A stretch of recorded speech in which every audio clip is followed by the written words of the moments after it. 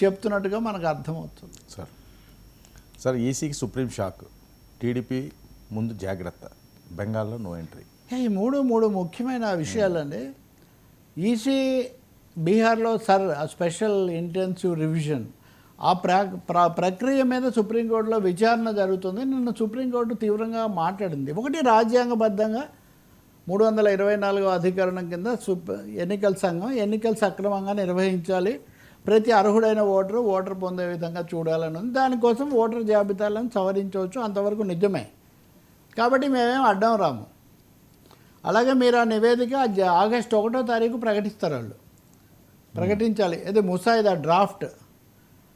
దాన్నే ప్రకటించకుండా ఆపండి, 66 లక్షల ఓట్లు తీసేస్తున్నారు అని ప్రతిపక్షాల తరఫున ఉన్న అడ్వకేట్లు వీళ్ళు న్యాయవాదులు వాదించినప్పుడు సుప్రీంకోర్టు లేదు మేము అలా ఆపం, వాళ్ళను పెట్టనివ్వండి, ప్రచురించనివ్వండి అంటూ ఒక మాట అయితే అంది. అక్కడి వరకు ఓకే, రాజ్యాంగబద్ధంగా ఎన్నికల సంఘం దాన్ని చెయ్యనివ్వండి అంటూనే వాళ్ళు ప్రకటించేది డ్రాఫ్ట్ మాత్రమే కదా, ముసాయిదా మాత్రమే కదా. అవసరమైనప్పుడు మేము దాని విషయంలో జోక్యం చేసుకోవడానికి ఎప్పుడు కూడా ఆ విషయం పెట్టండి అని అడిగాడు అడ్వకేట్ ప్రతిపక్షాల తరఫున. అయితే మీరు ఆ విషయం పెట్టండి, మేము చూసిన తర్వాత నేను అంటే అది అక్కర్లేదు, ఇట్ ఈజ్ ఇంప్లాయిడ్, అది ఎప్పుడు ఉంటుంది.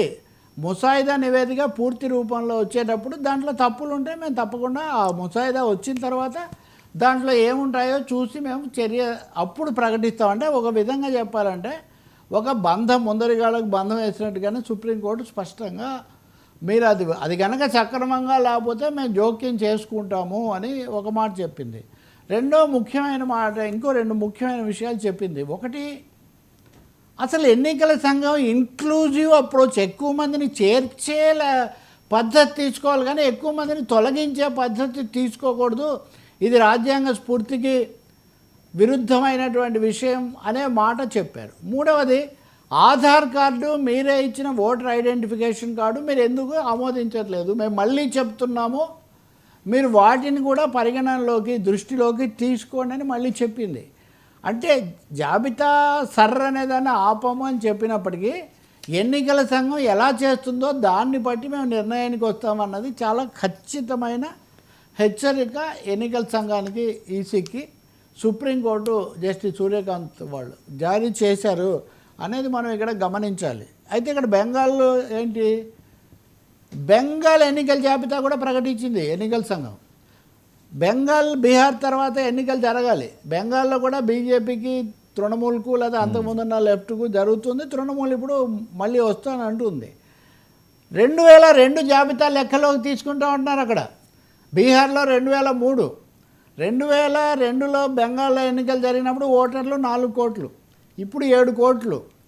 ఆ 4 కోట్ల జాబితా దగ్గర పెట్టుకొని ఇప్పుడు 7 కోట్ల మంది ఓటర్లు ఉన్న ఈ జాబితాను సమీక్ష చేస్తాము, పునఃపరిశీలన చేస్తాము అంటే బీహార్లో జరిగింది బెంగాల్లో రిపీట్ కాబోతుంది అన్న విషయం చాలా స్పష్టంగా అందరూ ఆందోళన చెందుతున్నారు. సుప్రీంకోర్టు ముందు కూడా ఆ మాట చెప్పారు.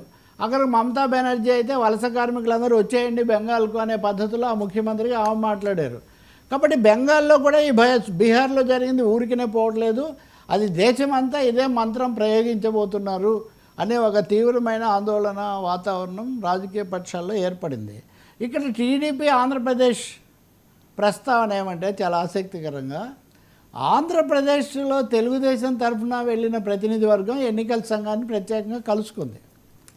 ఆ కలుసుకున్న బృందానికి నాయకత్వం వహించిన ఎంపీ కృష్ణదేవరాయలు మీడియాతో మాట్లాడారు. ఇప్పుడు మేమేదో ఎన్నికల సంఘానికి భిన్నం అన్నట్టుగా కొన్ని కథనాలు ఇస్తున్నారు, అది నిజం కాదు. కానీ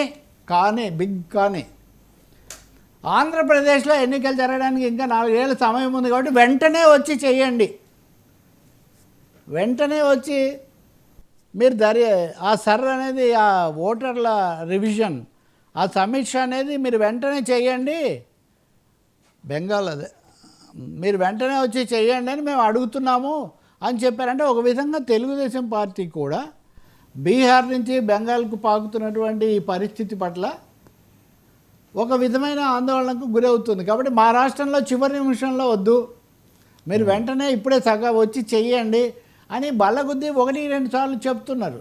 ఇంకా మూడోది, మరోవైపున వైసీపీ వాళ్ళు కూడా వెళ్ళి కలుసుకొని వచ్చారు. వాళ్ళు ఇది చేయడంతో పాటు అప్పటిది కూడా మీరు గత ఎన్నికలది కూడా మీరు పరిశీలించండి అని వాళ్ళు అడుగుతున్నారు.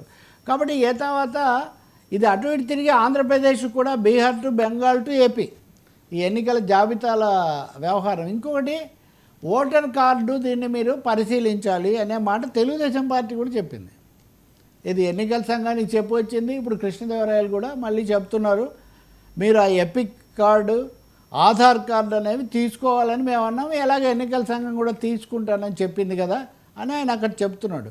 అయితే వాటిని ఫోర్జరీ లేదా వాటికి నకిలీలు తయారు చేసే అవకాశం ఉంది అని ఎన్నికల సంఘం సుప్రీంకోర్టులో చెప్పినప్పుడు న్యాయమూర్తులు దేన్నైనా నకిలీ తయారు చేయొచ్చు కదా అని వాళ్ళు అన్నారు. కాబట్టి ఇక్కడ తెలుగుదేశము బీహార్ కూడా కొంతవరకు వీళ్ళు చెప్తున్నప్పుడు ఇదేమో పెంచుకుంటూ పోతే ఏం జరుగుతుంది అనేది ఒక పెద్ద ప్రశ్నగా ఉంది బీహార్ పరిస్థితి. సుప్రీంకోర్టు అంతిమంగా ఏం చెబుతుందో చూశాక, అంటే ముసాయిదా జాబితాలు విడుదలైన తర్వాత సుప్రీంకోర్టు తుది ఆదేశాలు ఇచ్చే అవకాశం, అదే ఫైనల్ అనుకోవాలి మనం. సార్ లోక్సభలో అమిత్ షా దూకుడు ఆపరేషన్ సింధూర్పై వాడి వేడి చర్చ నిన్నటి నుంచి జరిగింది. ఇది సర్ మీద చర్చ అని అడిగారు, ఒప్పుకోలేదు. మధ్యాహ్నం